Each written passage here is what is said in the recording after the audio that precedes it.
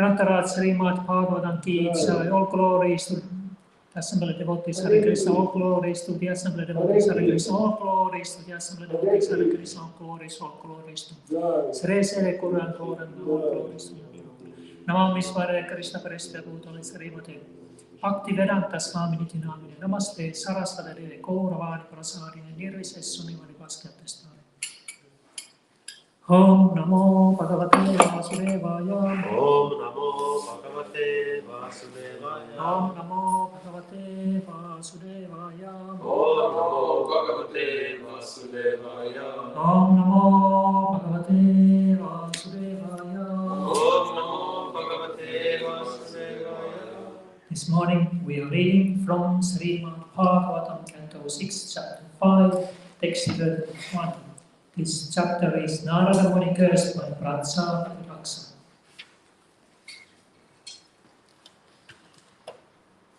Pratrinam prayanam prata Pratrinam prayanam prata Yo anutistati dharmavi Yo nutishthati dharmavid.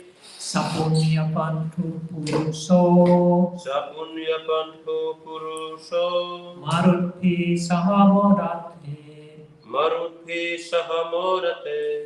Pratrinam prayanam prata. Ratrinam prayanam prata. Yo anutisthati dharmavit. Yo nutishthati dharmavid. Sapunya pantu puruso. Sapunya pantu purusho. Marutpi sahamodate. Marutpi sahamodate. So the next person, please. Pratrinam prayanam prata. Pratrinam prayanam prata. Yo nutishthati dharmavid. Yo nutisthati dharmavit. Sapunya pantu purusho. Sapunya pantu puruso. Marutpi sahamodate. Marutpi sahamodate.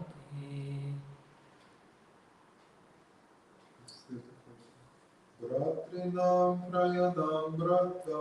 Pratrinam prayanam prata. Yonutishtati dharmami. Yo nutisthati dharmavit. Sapunya bandhu purusho. Sapunya pantu puruso. Marudhi sahamodate. Marutpi sahamodate. Word by word translation. Pratrinam, Pratrinam. elder brothers. Elder brothers. Prayanam, Prayanam. the path. Tepa. Prata, Prata. the faithful brother. A faithful brother. Yaha, Yaha. one who. One who. Anutistati, Anutishthati. follows. Follows. Dharmavit, Dharmavid. knowing the religious principles. Knowing the religious principles. Saha, Saha. that. That. Punya Bandhu, Punya bandhu. highly pious. Purusaha, Purusaha. person. Person. Marutpihi, Marutpihi. the demigods, the winds. The demigods of the winds. Saha, Saha. with. With. Morate, Mudate. enjoys life. Enjoys life. Translation and purport by His Divine Grace A.C. Bhaktivedanta Swami Maharaj Prabhupada. A brother aware of the principles of religion follows in the footsteps of his elder brothers. Because of being highly elevated, such a pious brother gets the opportunity to associate and enjoy with demigods like the Maruts, who are all affectionate to their brothers. According to their belief in various material relationships, people are promoted to various planets. Here it is said that one who is very faithful to his brothers should follow a path similar to theirs and get the opportunity for promotion to Marudloka. Narada Muni advised Prajapati Daksha's second group of sons to follow their elder brothers and be promoted to the spiritual world. Matyana Timirandasya Jnananjana Salakaya Saksurmilitam Yena Tasmai Sri Gurave Namaha. So in this today's text, Narada Muni is giving instructions to these sons of Prajapati Daksha. This is the second group of sons. What were their names? Haryasvas. No, this Haryasvas, they were the previous group of sons, and these were now something like Saskatas, if I remember right. Yes. So he is giving instructions to them to follow their brothers. Their brothers, they went to do meditation and they attained the spiritual world. Follow the instructions of Narada Muni, who was their spiritual master. And now the second group of sons, they got the same instructions from Narada Muni that you also follow your brothers. And it is understood from this text that in Vedic culture usually it was the duty of the younger brother to obey to elder brother, to serve him and obey and follow his instructions. We also know that Balaram was elder than Krishna, and Krishna always considered Balaram like the authority. Although sometimes Krishna did something which was against Balarama's will, and then Krishna had to pacify Balaram, apologize that I did like that. Like when Arjuna wanted to marry Subhadra, who was the sister of Krishna and Balarama. And Krishna wanted that Arjuna gets Subhadra's hand. But Balarama had already made arrangement that Subhadra will be married to Duryodhana. And then Arjuna, he wanted to kidnap Subhadra.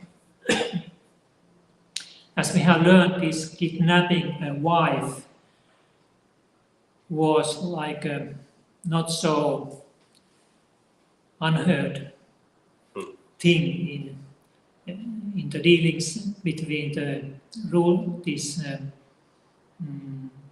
administration ruling class, these Kshatriyas. They often did like that.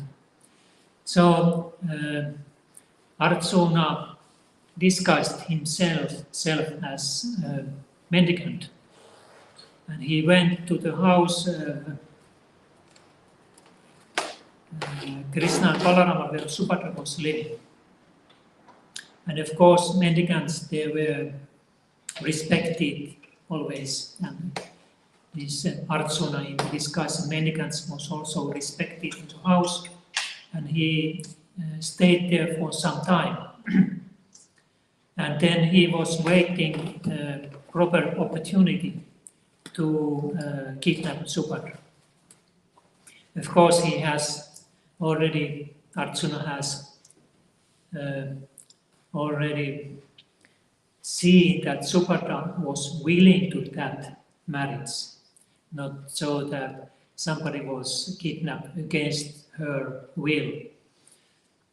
And Arjuna understood that Subhadra is also desirous to marry Arjuna. And then when the opportunity came, then Arjuna threw away these robes of the mendicants, and he kidnapped the Subhadra, and his chariot was there outside, and they drove away from, was that now Dwaraka? I think so. This was Dwaraka. And Balarama was very angry, and he was going to fight with Arjuna and punish him from this activity. And Krishna, he had to throw himself to the feet of Balarama and pacify him.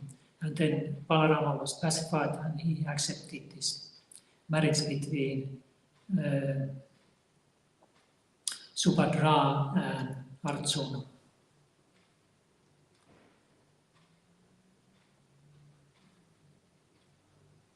And then their son was Abhimanyu, right? I think so. Abhimanyu was their son, and Abhimanyu married Uttara, and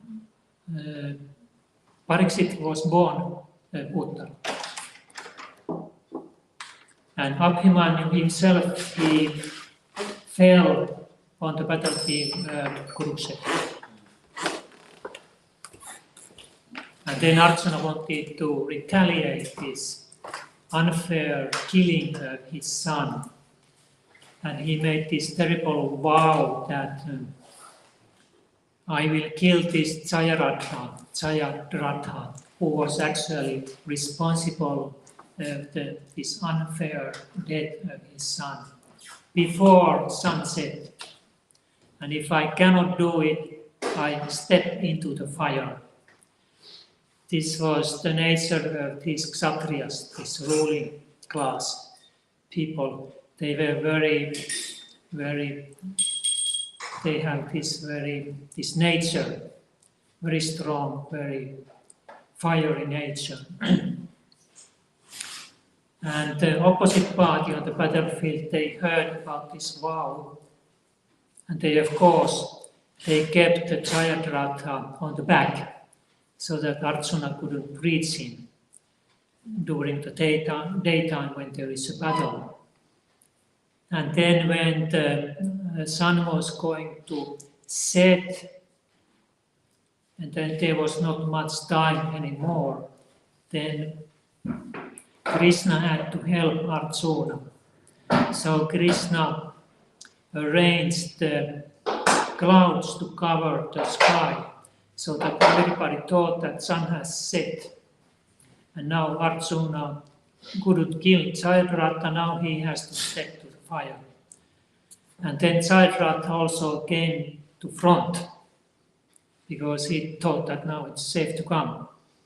And then again, by Krishna's mystic powers, these clouds, they dispersed, and they saw sun was there on the sky, still just going down. And Krishna said to Arjuna that, now Arjuna, now shoot. And he severed Jayadratha's head just 1 second before sunset.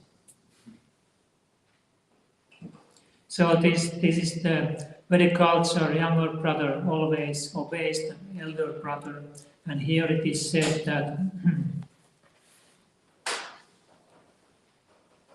that such a brother who is doing like that, he gets the opportunity to associate and enjoy with demigods like the Marus. And Srila Prabhupada explains in his purport that such a brother or brothers, they get the opportunity for promotion to Marut Loka, which is heavenly planets. Of course, we are now speaking about pious persons. That doesn't mean that somebody who is completely unpious and serves his brother, that he gets this opportunity. This we should understand. He is a very pious younger brother who is serving his pious elder brother. Then it is possible to get elevation to heavenly planets. And also it was mentioned here this very interesting word, dharma. Dharmavid in translation means one who knows the religious principles. And Prabhupada, here he translates the word dharma as religion.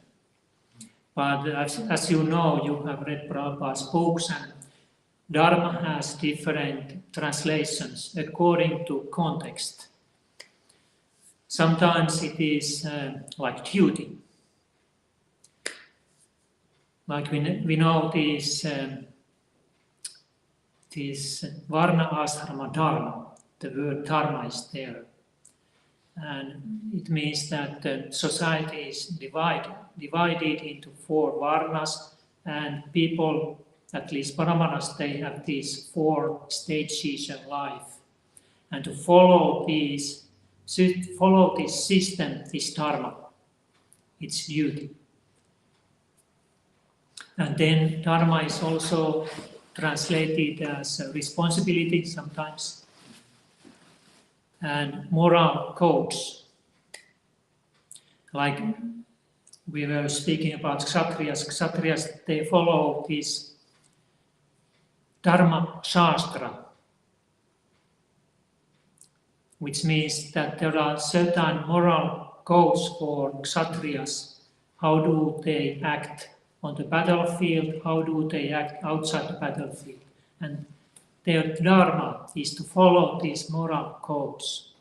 For example, it is explained that according to in these Dharma Shastras, that Kshatriya never kills a brahmana, a cow, a woman, a child, an old man. Never. Drunken. Drunken people. This is the moral code. And was there examples of this? Mahabharata. Oh yeah, Mahabharata. There is this very interesting example of this, how the Kshatriyas never kill a woman. There was Sikandi. He was born as a woman. Later on, he was transformed to man in the same life. And he became a warrior. And he wanted to kill Bhima on the battlefield. The reason was that when she was in a marriageable age, she has 2 sisters. Bhimasena kidnapped them. And he carried them to his brother, that these are your wives. And 2 of them accepted that. And the one didn't accept. The one said that because they said to Bhima, because you kidnapped us, you must be my husband. But Bhima said that no, because I have a vow, never marry. And then what happened to this lady was Ambika, one of these. That he didn't accept this Bhima's brother, and Bhima didn't accept her, so then she left. And to retaliate to Bhimasena this unfair activity, she later on performed austerity, very severe austerity, and get the opportunity to transform her body to male form. And then she learned the art of fighting. And in Kurukshetra battle, he was on the opposite side of Bhimasena. It was Bhishma. Bhishma. Yeah, thank you. We are speaking about Bhishma, not Bhima. Bhishma, and opposite side of Bhismasena. And then they made a plan to kill Bhishma, Arjuna, and now this lady, now a man, his name was Sikandi. That Sikandi is in the front, they attack Bhishma, and Sikandi is on the front. And because Bhishma knows that he was born as she, like a woman, then he doesn't fight with her or him. And then Arjuna get opportunity behind him to shoot Bhishma with his arrows. And they did like that, and it worked. And Bhishma fell from the chariot to the ground, pierced by many, many arrows. This is one example how Kshatriyas, they don't never kill a woman. It's their dharma. And then also in Ramayana there is this story how Vishwamitra, he went to see Maharaj Dasaratra and asked from him Dasaratra's 2 sons, Ram and Lakshman, to take them to the forest to kill Rakshasas. And then the first Rakshasa that they met in the forest was female Rakshasa. And Vishwamitra ordered Rama, now you have to kill her, because she has killed so many sages in the forest. Rakshasa means man-eater, if you don't know. So Rama hesitated. How can I kill her?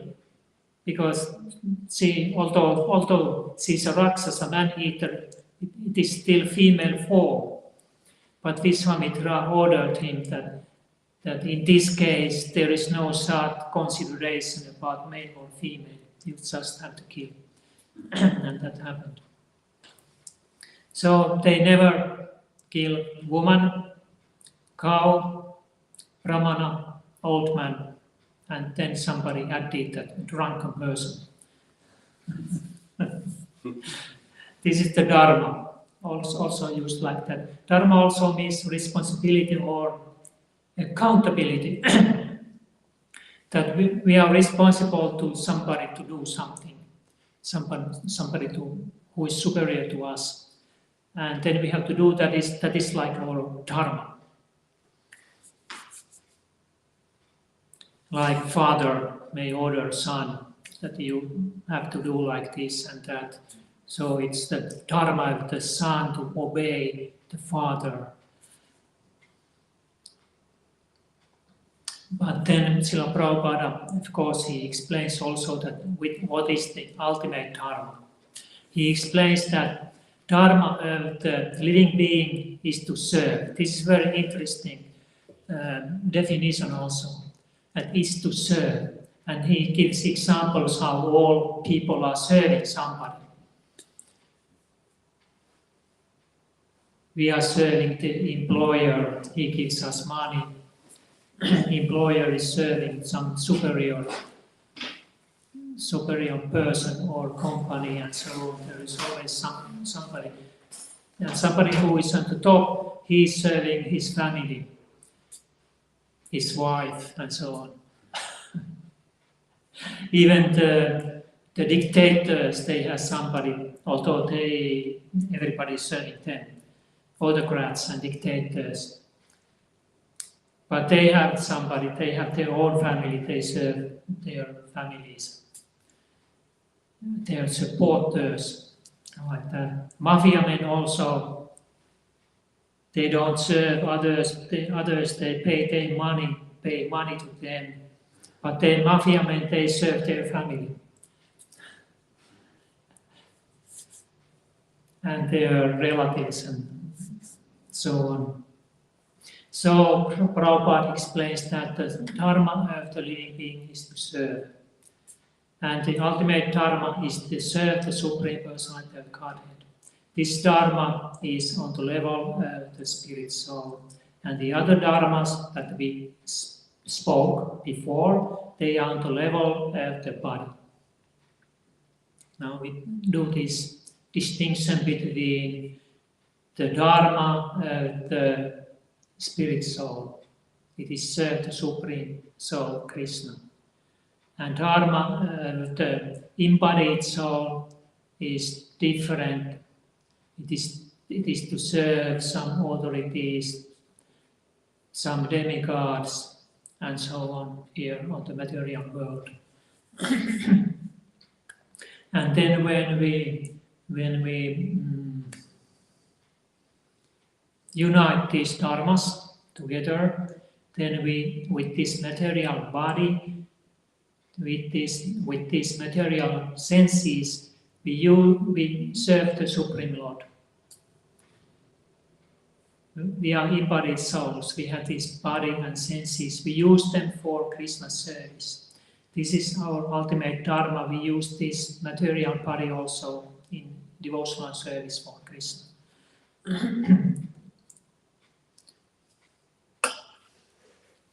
So Narada Muni went to his mission to convert Daksha's sons to devotees and help them, giving them instructions instructions and help them to attain the ultimate goal of human life, this return to spiritual world where we actually belong.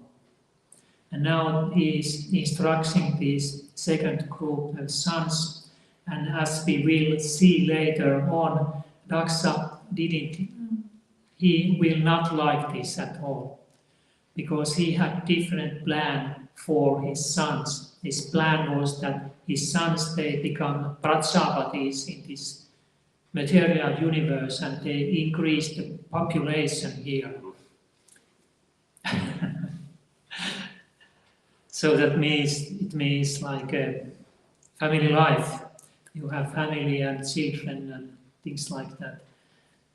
But Narada Muni had, because he's a brahmachari, he had different vision. His vision was, no, it's not good to entangle oneself into these family affairs, because then you continue in this cycle of birth and death. It would be better just to skip it altogether and do the meditation and go to the spiritual world, and that's it. So let's do like that. What do you answer?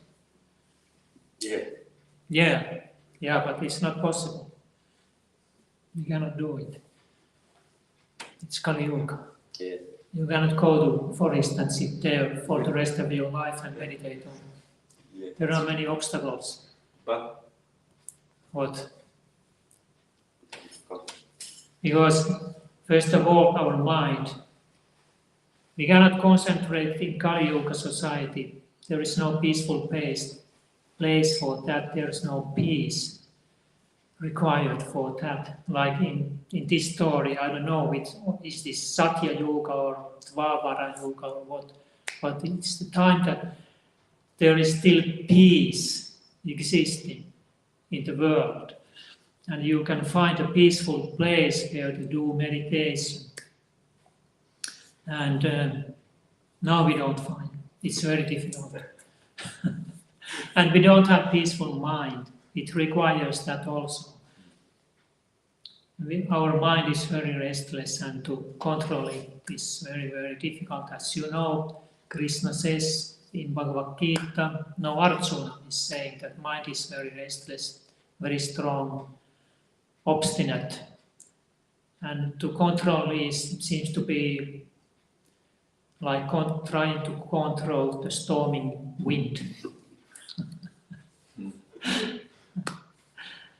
So Narada Muni's instructions are good, but they are not instructions for this age, actually. But the spirit, the idea is right. But we cannot apply them in Kali Yuga. And therefore, Narada Muni himself appeared in Kali Yuga as who? Yeah, appeared in Kali Yuga as who? One of the Panchatattva. Yes, Srivas Pandit. Yeah. And Srivas Pandit is a family man. He has wife and children. But now Narada Muni is brahmachari. But in Kali Yuga he is a family man. Oh. Because in Kali Yuga you can attain the perfection of the human life also in family. You doesn't have to be brahmachari or sannyasi. That doesn't matter. And what Narada Muni is doing as Srivas Pandit, what he's doing as Srivas Pandit. He's best devotee, I don't remember. He's chanting Hare Krishna. Because, and following Lord Chaitanya, Lord Gauranga Mahaprabhu. Lord Gauranga Mahaprabhu appeared and gave this Harinam Sankirtan process for Kali Yuga people. by chanting Hare Krishna mantra, Krishna's holy names, one can attain same perfection that Daksha's sons attained in different time by doing meditation for a long time, and in Kali Yuga in a relatively short time. Same perfection, and you have to have faith that it is like that. And Lord Chaitanya Mahaprabhu himself says it's like that. And Srila Prabhupada says it's like that. So you can put your faith to that. Okay, I read you something from here. Related to this Gauranga Mahaprabhu's instructions, if I now just find it easily. Okay, this is first. Chaitanya Charitamrita Madhya 22:107. Nitya Siddha Krishna Prema Satya Kapunaya Saravanadi Sutta Sitte Kavaye Udaya. Pure love for Krishna is eternally established in the hearts and living entities. It's not something to be gained from another source. When the heart is purified by hearing and chanting, the living entity naturally awakens. This is Lord Chaitanya's instruction to Sanatana Goswami.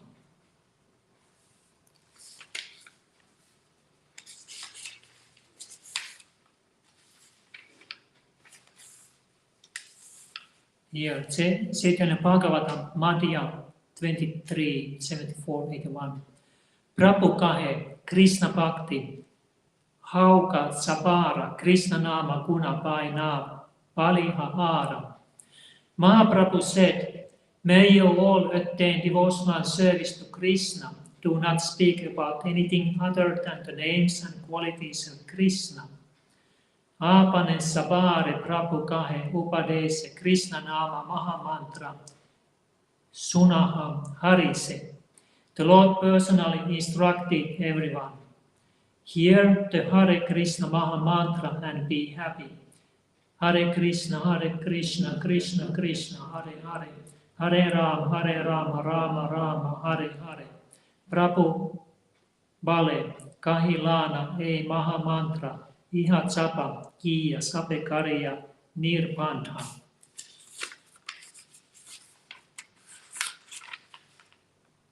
Gauranga Mahaprabhu continued, this is the Mahamantra.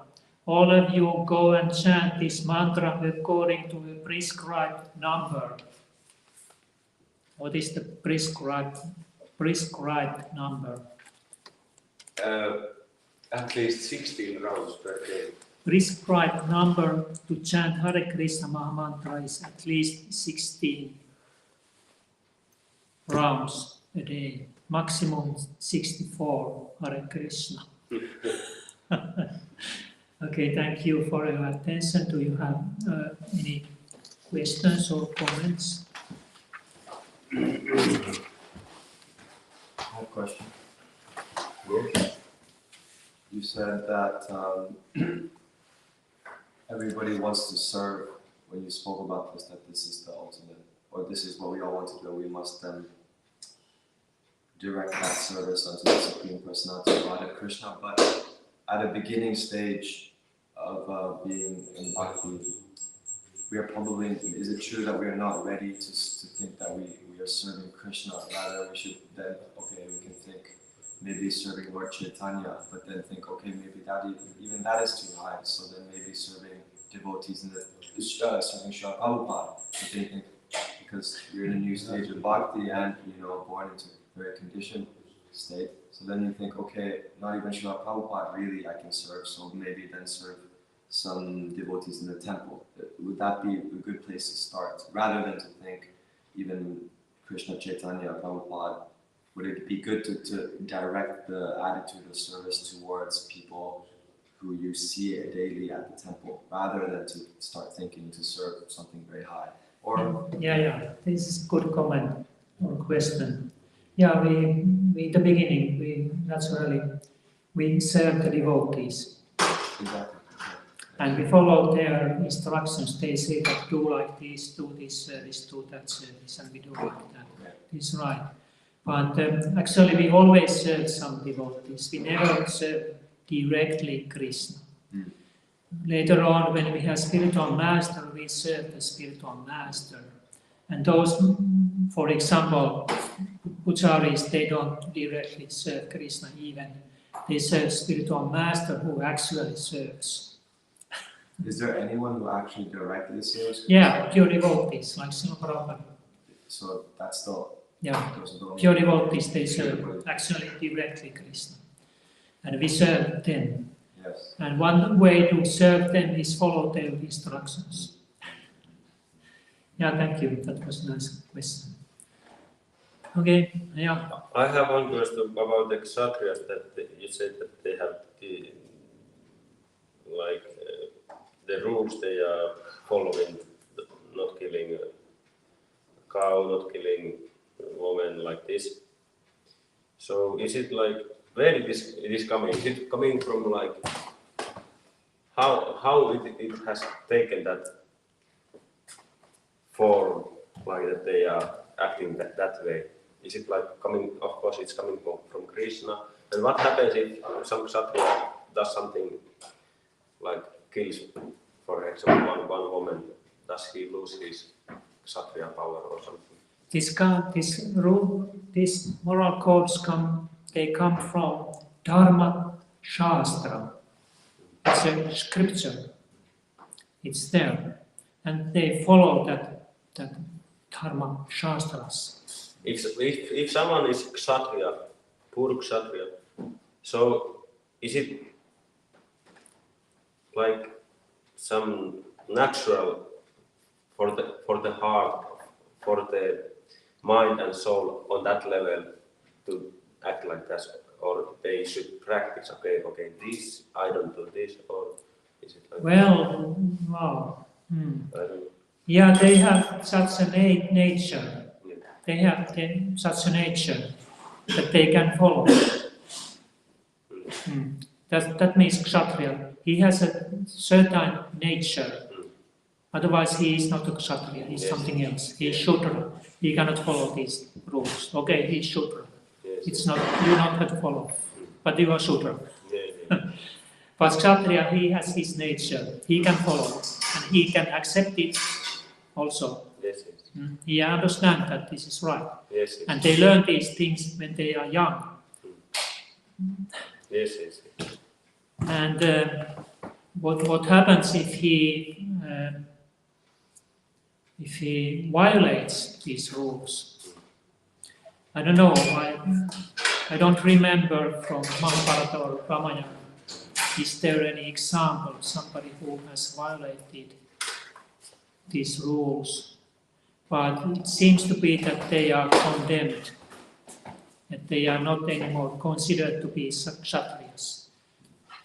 Like Asvathama, he killed these sons, Pandavas, at night, which was against the Kshatriya principle. When to kill somebody who's sleeping, it's against the Kshatriya principle to do like that. And he was condemned, and they captured him and wanted to execute him for this heinous activity. This is example. Yes. He was a Kshatriya, although it seems to be that he didn't exactly have this nature. It is said also in Mahabharata that he was not. He was son of the Kshatriya. He was son of the Brahmana who was acting as a Kshatriya teacher. But Asvathama didn't have this nature of Brahmana nor the Kshatriya. And okay, this is the example. They wanted to execute him and didn't consider himself like a Kshatriya.